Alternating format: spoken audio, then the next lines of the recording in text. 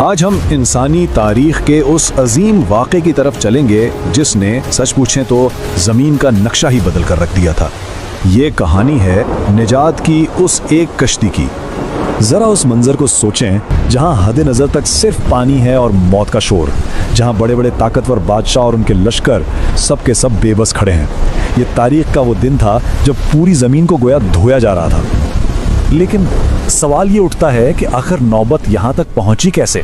ऐसी कौन सी सरकशी थी, कौन सी जिद थी जिसने ज़िंदगी देने वाले पानी को ही एक आलमगीर अजाब में बदल दिया? आइए इस कहानी की बिल्कुल जड़ तक चलते हैं। तो इस कहानी का आगाज़ होता है एक नबी की अपनी कौम के साथ एक बहुत तवील जिद्दोजहद से। और ये जिद्दोजहद कितनी लंबी थी? पूरे 950 साल।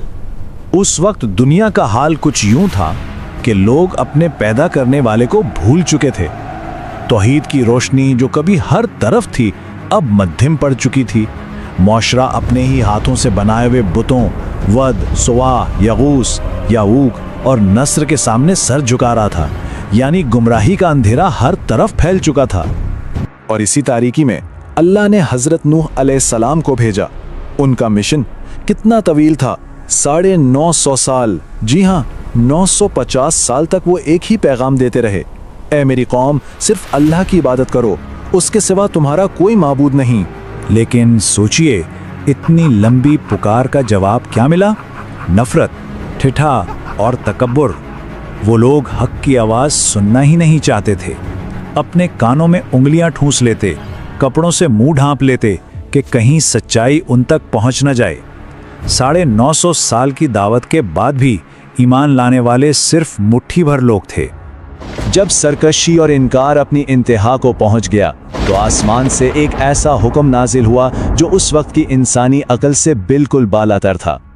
हुक्म था एक बहुत बड़ी कश्ती बनाने का, लेकिन कहाँ? एक खुश्क सहरा के बीचों बीच, जहाँ दूर दूर तक पानी का नामो निशान तक नहीं था। ये हुक्म खुद ईमान का एक बहुत बड़ा इम्तिहान था।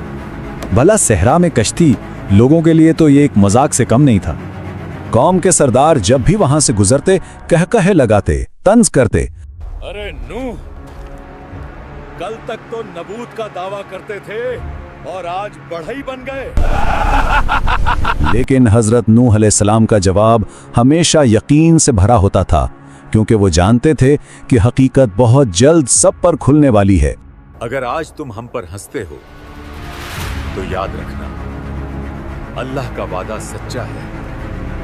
और ये कोई मामूली कश्ती नहीं थी, ये एक बहुत बड़ा 3 मंजिला जहाज था जिसे आने वाली दुनिया को बचाने के लिए डिजाइन किया गया था। सबसे निचली मंजिल जानवरों के लिए, बीच की मंजिल इंसानों के लिए और सबसे ऊपर वाली परिंदों के लिए। हर मखलूक के लिए एक जगह थी और इसका ढांचा इतना मजबूत बनाया गया था कि ये तारीख की सबसे बड़ी लहरों का भी मुकाबला कर सके।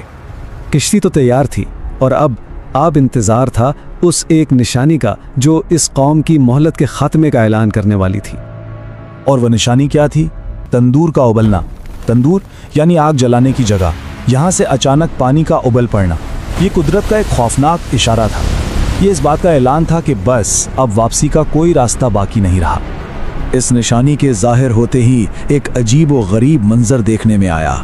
जंगल के जानवर, हवा के परिंदे, सब एक गैबी हुक्म के तहत कतारें बनाकर कश्ती की तरफ चल पड़े। शायद उन जानवरों को आने वाली तबाही का एहसास हो गया था, लेकिन इंसान वो गफलत में ही डूबे रहे। और जैसे ही आखिरी मोमिन और आखिरी जानवर कश्ती में सवार हुए, वो वादा पूरा होने का वक्त आ गया जिसका सदियों से मजाक उड़ाया जा रहा था। आसमान के दरवाजे एकदम से खोल दिए गए और जमीन के चश्मे फट पड़े। कुरान के अल्फाज हैं कि पानी बरसा नहीं बल्कि उंडेला गया। ऊपर से आने वाला पानी और नीचे से उबलने वाला पानी दोनों एक हो गए और हर चीज को अपनी लपेट में लेने लगे। हर तरफ बस तबाही ही तबाही थी। लेकिन उन पहाड़ों जैसी ऊंची लहरों के दरमियान वो कश्ती अल्लाह के नाम के सहारे बिल्कुल महफूज सफर कर रही थी। ये ईमान की ताकत थी जो उसे उस डूबती हुई दुनिया में बचाए हुए थी। इस आलमगीर तबाही के बीच एक जाती और इंतहाई दर्दनाक मुकालमा भी तारीख का हिस्सा बन गया, एक बाप और बेटे के दरमियान। हजरत नूह अलैहिस्सलाम ने कश्ती से अपने बेटे को देखा जो पानी से बचने की कोशिश कर रहा था। एक बाप की शफकत भरी आवाज गूंजी, ऐ मेरे बेटे, हमारे साथ सवार हो जा।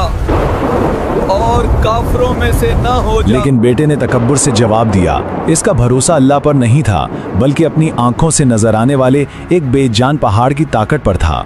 उसने कहा, मैं अभी पहाड़ पर चढ़ जाऊंगा, वो मुझे बचा लेगा। नूह अलैहिस्सलाम ने दर्द भरा हतमी जवाब दिया, आज अल्लाह के हुक्म से कोई बचाने वाला नहीं सिवाय उसके जिस पर वो खुद रहम फरमाए। ये कहते ही एक बहुत बड़ी लहर आई और बाप और बेटे के बीच में दीवार बन गई। सब कुछ खत्म हो गया। तूफान थम गया, लेकिन अपने पीछे इंसानियत के लिए एक बहुत बड़ा, कभी न भूलने वाला सबक छोड़ गया। और इस वाक़े का सबसे बड़ा सबक यही था कि निजात खून के रिश्ते से नहीं मिलती, बल्कि ईमान के रिश्ते से मिलती है। एक नबी का अपना सगा बेटा भी अजाब से ना बच सका, क्योंकि उसका भरोसा अपने बाप के ईमान पर नहीं, अपनी ताकत और दुनियावी असबाब पर था। अल्लाह के हुक्म से आसमान थम गया और ज़मीन ने अपना सारा पानी निगल लिया। कश्ती कोहे जूदी पर जा ठहरी। ज़मीन शिर्क और गुनाह की गंदगी से पाक हो चुकी थी और अब एक नई दुनिया का आगाज़ उन लोगों से होना था जो ईमान पर साबित कदम रहे। ये कहानी आज भी हमें झंझोड़ती है और सोचने पर मजबूर करती है। अगर हज़रत नूह अलैहिस्सलाम की कश्ती ला इलाहा इल्लल्लाह की एक अमली तस्वीर थी, तो आज फितनों और गुमराही के इस तूफानी दौर में हमारे लिए निजात की कश्ती कौन सी है?